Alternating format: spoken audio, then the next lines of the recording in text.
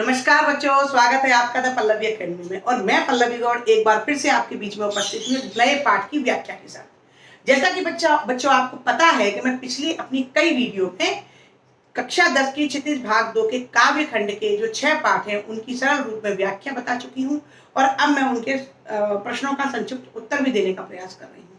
तो आप उनके लिए मेरी पिछली वीडियो देखें और अभी वर्तमान में मैं गद्य खंड के पाठों का भी संक्षिप्त सार आपके सामने प्रस्तुत कर रही हूँ, जिसमें कि लखनवी अंदाज, बाल गोविंद भगत और नेताजी का चश्मा पाठ में अपनी पिछली वीडियो में आपको समझा चुकी हूँ। आज इसी क्रम में मैं आपको क्षितिज भाग 2 के गद्य खंड के पाठ एक कहानी यह भी के बारे में संक्षिप्त सार प्रस्तुत करूंगी। तो आप मेरी इस वीडियो को अंत तक देखें, बड़े ही ध्यान से देखें और हाँ, पूरा देखने से पहले जल्दी से मेरे चैनल को सब्सक्राइब करें, मुझे ढेर सारे लाइक करें और बच्चों शेयर अवश्य करें जिससे दूसरे बच्चे भी लाभान्वित हो सकें। तो चलिए हम अपने टॉपिक की ओर बढ़ते हैं। तो बच्चों ये जो आपके गद्य खंड में पाठ है एक कहानी यह भी, इसकी जो लेखिका है वो है मन्नू भंडारी। ठीक है, ये मन्नू भंडारी द्वारा लिखित आत्मकथ्य में जो के कुछ अंश यहाँ पर लिए गए हैं। उनकी जो आत्मकथ्य उन्होंने लिखी है उसके कुछ अंश, जैसे कि पिताजी के बारे में, व्यक्तित्व के बारे में इस पाठ में बताया गया है और स्वतंत्रता संग्राम के समय पर लेखिका की क्या भूमिका रही उस बारे में बताया गया है, उनका स्वभाव कैसा था और उनके जीवन पर किन किन व्यक्तित्व का विशेष प्रभाव पड़ा इस पाठ में, उसके बारे में लेखिका ने बताया है। तो मन्नू भंडारी का जन्म 1931 में गांव भानपुरा, जिला मंदसौर, मध्य प्रदेश में हुआ था। तो आप ये भी याद कर सकते हैं कि मध्य प्रदेश में किसका जन्म हुआ था? मन्नू भंडारी का जन्म हुआ था। ये यहाँ पर एक प्रश्न आपका बनता है। इनकी जो अन्य रचनाएं हैं वो हैं एक प्लेट सैलाब, मैं हार गई, आपका बंटी, महाभोज उपन्यास इत्यादि कई रचनाएं हैं। तो जब हम जीवन परिचय के बारे में बात करेंगे तब हम इनके बारे में विस्तार से जानेंगे। फिलहाल मैं आपको पाठ की ओर ले चलती हूँ। जन्मी तो मध्य प्रदेश के भानपुरा गांव में थी, लेकिन मेरी यादों का सिलसिला शुरू होता है अजमेर के ब्रह्मपुरी मोहल्ले के उस 2 मंजिला मकान से जिसकी ऊपरी मंजिल में पिताजी का साम्राज्य था।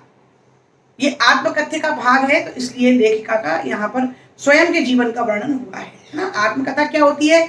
आत्मकथा का मतलब होता है कि जहाँ लेखक स्वयं के जीवन का वर्णन करता है, स्वयं के जीवन की घटनाओं का वर्णन करता है, वो आत्मकथा होती है। ठीक है, जहां से निहायत अव्यवस्थित ढंग से फैली बिखरी पुस्तकों, पत्रिकाओं और अखबारों के बीच या तो कुछ पढ़ते रहते थे या फिर डिक्टेशन देते रहते थे। तो एक प्रश्न यहाँ पर बनता है कि अव्यवस्थित स्थिति कमरे की कहाँ होती थी? पिताजी के कमरे की होती थी, है ना। या पिताजी का जो रूम था उसकी दशा क्या होती थी? तो उसमें क्या था कि उनकी किताबें इधर उधर फैली रहती थी और अव्यवस्थित ढंग से वो कहीं किताबों के बीच में पढ़ते हुए दिखाई देते थे। नीचे हम सब भाई बहनों के साथ रहती थी हमारी बेपढ़ी लिखी व्यक्तित्वहीन माँ। सवेरे से शाम तक हम सब की इच्छा और पिताजी की आज्ञाओं का पालन करने के लिए सदैव तत्पर। अजमेर से पहले पिताजी इंदौर में थे, जहां उनकी बड़ी प्रतिष्ठा थी, सम्मान था, नाम था। कांग्रेस के साथ साथ वे समाज सुधार के कामों में भी जुड़े रहे थे। शिक्षा के वे केवल उपदेश ही नहीं देते थे, बल्कि उन दिनों 8-8, 10-10 विद्यार्थियों को अपने घर रखकर पढ़ाया है, जिनमें से कई तो बाद में ऊंचे ऊंचे ओहदों पर पहुंचे। यह उनकी खुशहाली के दिन थे और उन दिनों उनकी दरियादिली के चर्चे भी कम नहीं थे। एक ओर वे बेहद कोमल और संवेदनशील व्यक्ति थे, तो दूसरी ओर बेहद क्रोधी और अहमवादी। तो लेखिका ने यहाँ पर पिताजी के जीवन प्रकाश डाला है कि पिताजी कैसे थे कि वो 8-8, 10-10 लोग बच्चों को अपने घर पर रखकर उन्हें पढ़ाया करते थे, हमेशा पढ़ने में व्यस्त रहते थे, उपदेश दिया करते थे और अहमवादी थे, थोड़ा सा अनुशासन प्रिय थे, है ना, और क्रोधी स्वभाव के थे। वहीं पर बाहरी वे लोगों के लिए वे संवेदनशील और कोमल हृदय वाले थे। पर यह सब तो मैंने केवल सुना, देखा तब तो उन गुणों के भग्नावेशों को ढोते पिता थे। मतलब जब तक लेखिका बड़ी हुई तब तक आर्थिक स्थितियों के कारण और परिस्थितियों के कारण उनके पिताजी के स्वभाव में बहुत अंतर आ गया था। उसके बारे में लेखिका बता रही है।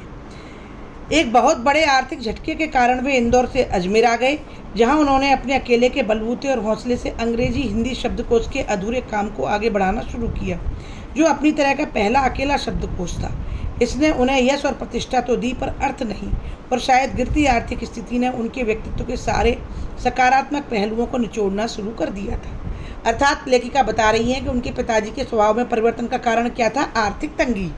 ठीक है, सिकुड़ती आर्थिक स्थिति के कारण और अधिक विस्फारित उनका अहम उन्हें इस बात तक की अनुमति नहीं देता था कि वे कम से कम अपने बच्चों को तो अपनी आर्थिक विवशताओं का भागीदार बनाएं। अर्थात लेखिका कह रही है उनके पिताजी अपनी आर्थिक विषमताओं, आर्थिक परिस्थितियों और आर्थिक परेशानियों के बारे में अपने बच्चों को नहीं बताते थे। नवाबी आदतें, अधूरी महत्वाकांक्षाएं, हमेशा शीर्ष पर रहने के बाद हाशिए पर सरकते चले जाने की यात्रा, क्रोध बनकर हमेशा माँ को कपाती थरथराती रहती थी। अपनों के हाथों विश्वासघात की जाने कैसी गहरी चोटें होंगी वो, जिन्होंने आंख मूंद कर सबका विश्वास करने वाले पिता को बाद के दिनों में इतना शक्की बना दिया था कि जब तब हम लोग भी उनकी चपेट में आते रहते थे। अर्थात लेखिका कहती है कि पिताजी को पूरे जीवन में जो अपनों से, परिचितों से विश्वासघात मिला था, इससे उनके व्यवहार में शक करने की आदत आ गई थी और उससे उनके बच्चे भी प्रभावित होते रहते थे। पर यह पितृगाथा मैं इसलिए नहीं गा रही कि मुझे उनका गौरवगान करना है, बल्कि मैं तो यह देखना चाहती हूँ कि उनके व्यक्तित्व की कौन सी खूबी और खामियाँ मेरे व्यक्तित्व के ताने में गुथी हुई हैं, या कि अनचाहे अनजाने किए उनके व्यवहार ने मेरे भीतर किन ग्रंथियों को जन्म दे दिया। लेखिका कहती है कि मैं यहाँ पर अपनी आत्मकथा में अपने पिता का गुणगान इसलिए नहीं कर रही हूँ, बल्कि मैं तो यह जानना चाहती हूँ कि उनके किस व्यवहार का मेरी मनोदशा पर कितना प्रभाव, मेरे व्यक्तित्व पर कितना प्रभाव पड़ा है। मैं काली हूँ, बचपन में दुबली और मरियल भी थी। गोरा रंग पिताजी की कमजोरी थी, तो बचपन में मुझसे 2 साल बड़ी खूब गोरी, स्वस्थ, हंसमुख बहन सुशीला से हर बात में तुलना और फिर उसकी प्रशंसा ने ही क्या मेरे भीतर ऐसे गहरे हीन भाव की ग्रंथि पैदा नहीं कर दी कि नाम, सम्मान और प्रतिष्ठा पाने के बावजूद आज तक मैं उससे उबर नहीं पाई। लेखिका बताती है कि लेखिका बचपन में काली थी, दुबली पतली थी, और वहीं उनकी जो बहन थी बड़ी, सुशीला। बच्चों यहाँ पर ध्यान रखना कि लेखिका की बड़ी बहन का नाम था सुशीला। तो वे गोरी थी, सुंदर थी, तो उनके जो पिता थे वो उनसे हमेशा लेखिका की तुलना किया करते थे और उससे लेखिका के मन में हीन भावना गहरे तक बैठ गई। आज भी परिचय करवाते समय जब कोई विशेषता लगाकर मेरी लेखकी उपलब्धियों का जिक्र करने लगता है तो मैं संकोच से सिमट ही नहीं जाती, बल्कि गड़ने को हो जाती हूँ। लेखिका कहती है कि उस जो मेरी तुलना की गई उससे मेरे अंदर इतनी हीन भावना भर गई कि आज भी जब कोई मेरी तारीफ करता है तो मैं उससे संकोच से भर जाती हूँ। शायद अचेतन की किसी परत के नीचे दबी इसी हीन भावना के चलते मैं अपनी किसी भी उपलब्धि पर भरोसा नहीं कर पाती।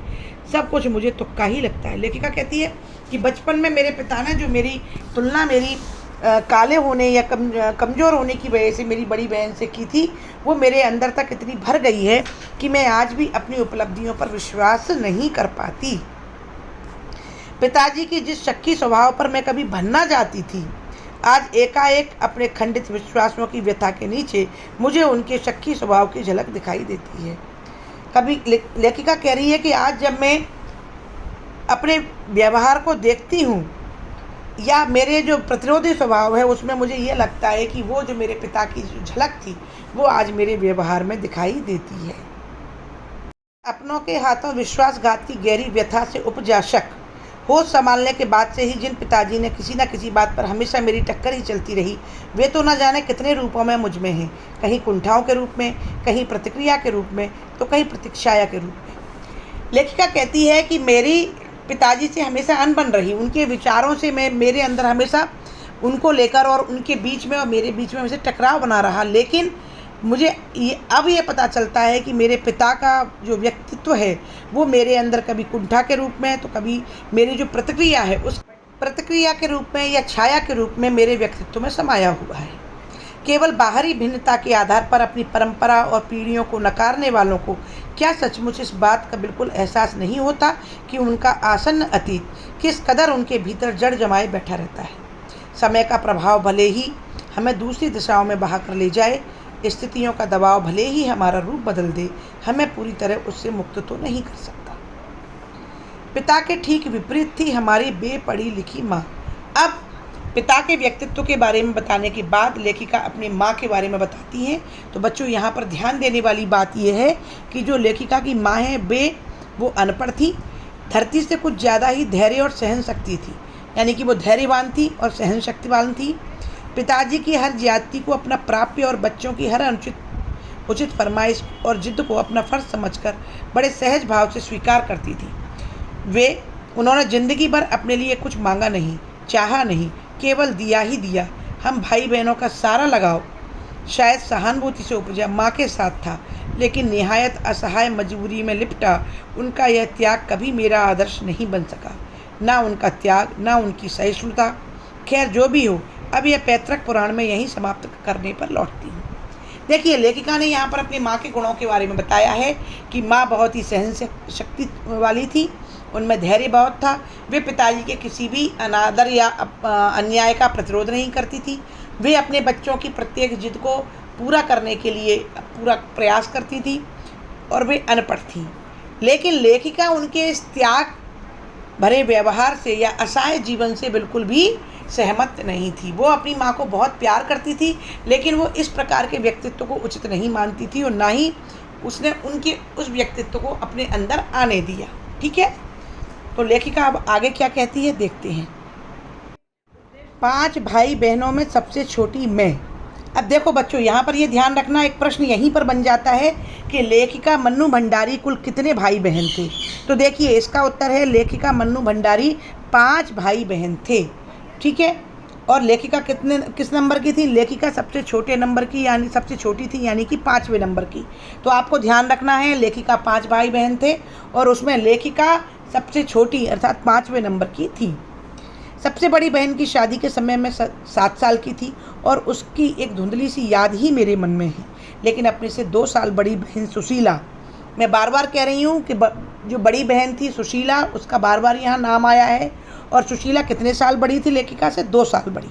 तो आप इस बात को याद रखेंगे। मैंने घर के बड़े आंगन में बचपन के सारे खेल खेले, सतौलिया, लंगड़ी टांग, पकड़म पकड़ाई, काली टीलो, तो कमरों में गुड्डे गुड़ियाओं के ब्याह भी रचाए पास पड़ोस की सहेलियों के साथ। यूँ खेलने को हमने भाइयों के साथ गिल्ली डंडा भी खेला, पतंग उड़ाने, कांच पीस कर मांझा सूतने का काम भी किया।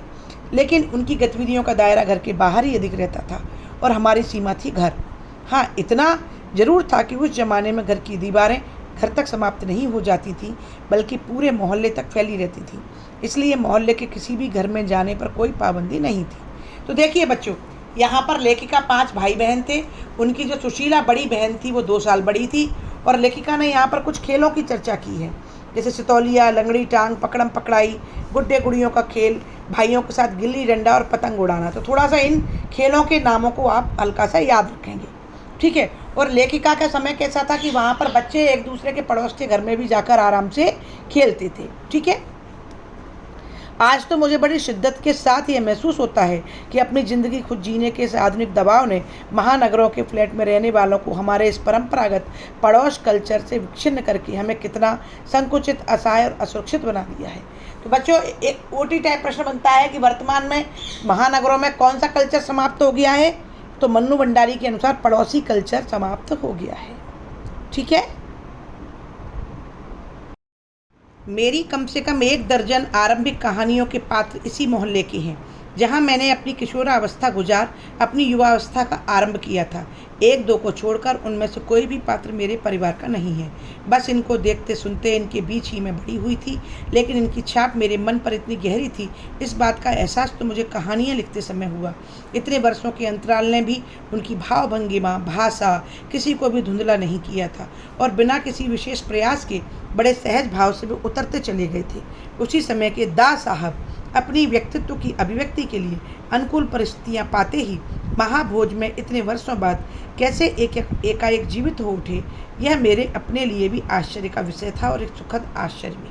देखिए बच्चों, यहाँ पर लेखिका ने ये भावनाएं व्यक्त की हैं कि उनका जो पड़ोसी कल्चर था, यानी कि पाड़ पड़ोस का जो पहले व्यवहार हुआ करता था, एक दूसरे के घर जाने का, एक दूसरे से आत्मीय संबंध होते थे, उनका बच्चों के जीवन पर कितना गहरा प्रभाव पड़ता है, इसको लेखिका बता रही हैं कि जब वे कहानियाँ लिखने लगी तो उन्होंने ये महसूस किया कि उनकी कहानियों के अधिकतर पात्र उनके पड़ोस से किसी व्यक्ति के ही द्वारा लिए गए होते थे, है ना। और जब उन्होंने महाभोज उपन्यास लिखा तो उसमें जो दा साहब हैं वो उनके पड़ोसी हुआ करते थे, वो अचानक ही उसमें एक पात्र के रूप में प्रकट हुए। तो ये बात यहाँ पर याद रखने वाली बात है कि महाभोज में जो दा साहब हैं वो जो लेखिका हैं उनके पास पड़ोस के कोई पात्र ही हैं। तो यहाँ पर इस प्रकार से लेखिका ने बताया है कि उनका जो पड़ोसी कल्चर था उसका उनके मन मस्तिष्क पर बहुत ही गहरा प्रभाव था। उस समय तक हमारे परिवार में लड़की के विवाह के लिए अनिवार्य योग्यता थी उम्र में 16 वर्ष और शिक्षा में मैट्रिक। सन 1944 में सुशीला ने यह योग्यता प्राप्त की और शादी करके कोलकाता चली गई।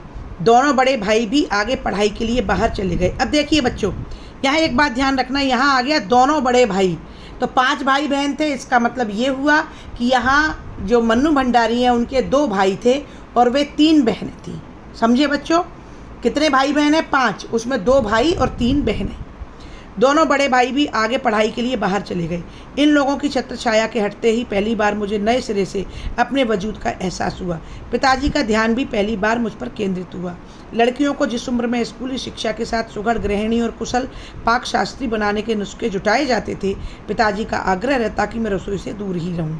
रसोई को वो भटियार खाना कहते थे। बहुत ही इम्पोर्टेंट शब्द आया है, भटियार खाना। ये आपका एक प्रश्न भी है कि लेखिका के पिता रसोई को क्या कहते थे? भटियार खाना। क्यों कहते थे? क्योंकि वे ये मानते थे कि रसोई में जाने के बाद में महिलाओं की जो योग्यता होती है, जो उनमें विशेष कला होती है, निपुणता होती है, वो कहीं ना कहीं चूल्हा चौका बर्तन और साफ़ सफाई में दबकर रह जाती है। भोजन पकाने में वो इतनी व्यस्त हो जाती हैं कि वे अपने अंदर की क्षमता को विकसित ही नहीं कर पाती। इसलिए लेखिका के पिता उसको भटियार खाना कहते थे और लेखिका को रसोई से दूर रहने के लिए कहते थे। हिसाब से वहाँ रहना अपनी क्षमता और प्रतिभा को भट्टी में झोंकना था। घर में आए दिन विभिन्न राजनीतिक पार्टियों के जमावड़े होते थे और जमकर बहसें होती थीं। बहस करना पिताजी का प्रिय शगल था। शगल मीन्स होता है नेचर, यानी कि शौक। चाय पानी या नाश्ता देने जाती तो पिताजी मुझे भी वहीं बैठने को कहते। वे चाहते थे कि मैं भी वहीं बैठूं, सुनूं और जानूं कि देश में चारों ओर क्या कुछ हो रहा है। देश में हो भी तो कितना कुछ रहा था।